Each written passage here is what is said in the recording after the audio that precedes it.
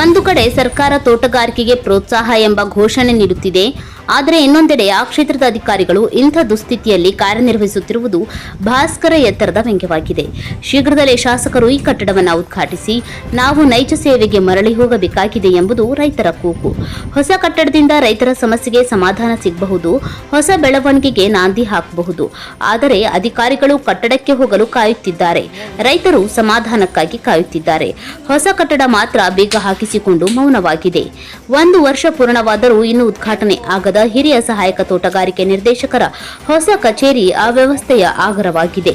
ಹಳೆಯ ಕಟ್ಟಡದ ಪರಿಸರದಲ್ಲಿ ಗಬ್ಬೆದ್ದು ನಾರುತ್ತಿರುವ ಕೊಳಚೆ ನೀರಿನ ವಾಸನೆ ಕಚೇರಿಯ ಪರಿಸರವನ್ನ ಆರೋಗ್ಯಹೀನ ಮತ್ತು ಅಸೌಕರ್ಯಪೂರ್ಣವಾಗಿಸಿದೆ. ಪ್ರತಿದಿನವೂ ಈ ದುಸ್ಥಿತಿಯಲ್ಲಿ ಕಾರ್ಯನಿರ್ವಹಿಸುತ್ತಿರುವ ಅಧಿಕಾರಿಗಳಿಗೂ ಸಹಾಯಕ್ಕಾಗಿ ಬರುತ್ತಿರುವ ರೈತರಿಗೂ ಇದು ದೊಡ್ಡ ತೊಂದರೆಯಾಗಿದೆ. ಶೀಘ್ರದಲ್ಲೇ ಶಾಸಕರು ಹೊಸ ಕಚೇರಿಯನ್ನ ಉದ್ಘಾಟಿಸಿ ನಾವು ಅನುಭವಿಸುತ್ತಿರುವ ಸಮಸ್ಯೆಗಳಿಗೆ ಪರಿಹಾರ ಕಂಡುಕೊಳ್ಳಲಿ. ಹೊಸ ಕಟ್ಟಡ ಉದ್ಘಾಟನೆಯಾಗಿದ್ದರೆ ರೈತರಿಗೆ ಸುಲಭವಾಗಿ ಸೇವೆ ಸಿಗುತ್ತಿತ್ತು ಎಂಬ ಆಶಯ ನಮ್ಮದು. ಸರ್ಕಾರದ ಹೊಸ ಸ್ಥಳೀಯ ಶಾಸಕರ ಗಮನವಷ್ಟೇ ಈ ಸಮಸ್ಯೆ ಸೆಳೆಯಬಹುದು. ರೈತರು ಇದೀಗ ತಮ್ಮ ಧ್ವನಿಯನ್ನ ಎತ್ತಿದ್ದಾರೆ. ಈ ಸಲವಾದರೂ ಅನುಸರಣಿಸಲಿ ಎಂಬುದೇ ಅವರ ಆಶಯ. ಕುಮಾರ್ ನಾಯಕ್, ಕರಾಳ ಸತ್ಯ ನ್ಯೂಸ್, ಮುಂಡರ್ಗಿ.